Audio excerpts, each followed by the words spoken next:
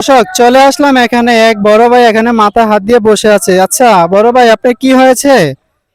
ভাই আমার তো অনেক সমস্যা ভাই। আমার টাকা পয়সা মোবাইল টোবাইল সবকিছু আসলো, আমার কি জানি একটা পোটলা হাতে দিয়ে আমারে নিয়ে আমারে ফেলে রেখে চলে আপনি গেছে। এখানে বসে আছেন কেন? আপনি টোলে এসে বসেন, এখানে তো মানুষ তো অসুস্থ মনে করবে, আপনি এখানে বসেন।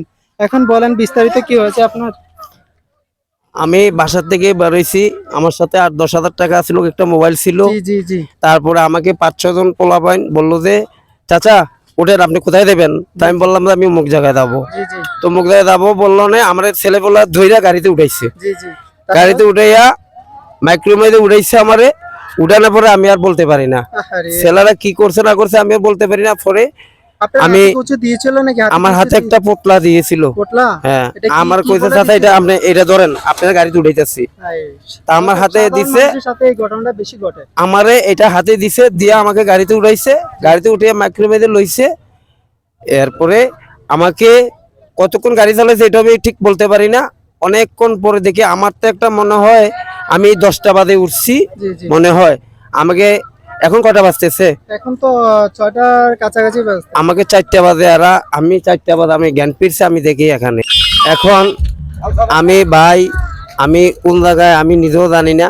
আমার টাকা পয়সা সবকিছু নিয়ে গেছে, মোবাইল টোবাইল সবকিছু নিয়ে গেছে। এখন আমার কোনো, আমি এখন যে কিভাবে কি করব আমি নিজেই কোনো জানি না। সাথে 1 টাকাও নাই? একটা কিছু টাকা পয়সা কিছু নাই তাহলে আমার আপনি সাথে। বাড়িতে কিভাবে যাবেন? বাড়িতে যাওয়ার কোনো ব্যবস্থা নাই, কোনো কিছু নাই আমার। আসলে দর্শক, এখানে যতই এরকম ছিনতাইকারী হোক, কিন্তু এটি সাধারণ মানুষের সাথে বেশিরভাগ হয়। আপনারা সবাই এখানে আছেন, সতর্কভাবে চলাফেরা করবেন। কেউ যদি কোনো হাতে দিতে চায় তাহলে নিবেন না সহজে।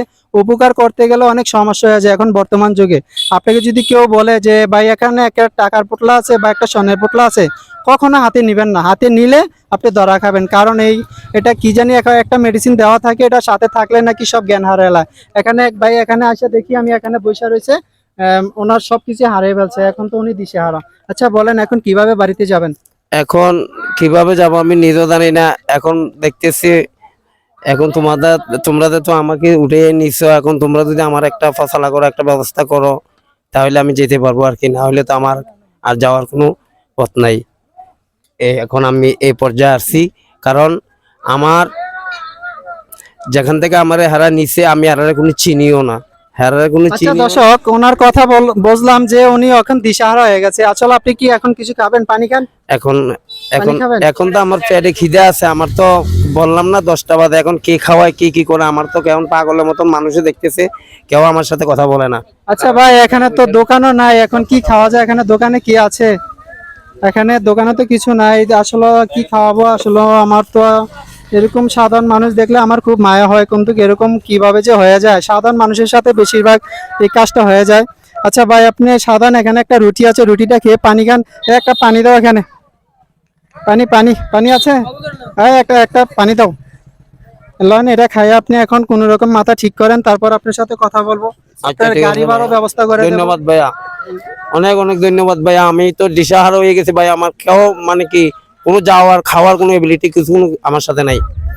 এখন যাক, আল্লাহ মেহরবানি হয়েছে, তোমাদের দয়া হয়েছে, তোমরা সাক্ষাৎকার নিছো, তোমাদেরকে দেখছি, আমার খুব একটা আনন্দ লাগতেছে। এখন আমার যে টাকা পয়সা হারাইছে, সবকিছু হারাইছে, এখন আমার মনে হয় না। এখন মনে হয় আমি সবকিছু আমার আছে, এরকম মনে হয়। ঠিক আছে দর্শক, আসলে কি বলবো, এখানে বলার মতন ভাষা নাই। কিন্তু আমাদের সাধারণ মানুষের মাধ্যমে বেশিরভাগই ছিনতাইকারী সবকিছুই সাধারণ মানুষের সাথে হয়, কারণ ওনারা চলে, ওনাদের সাথে যারা চুরি ডাকাতি করে ওনারা বেশিরভাগ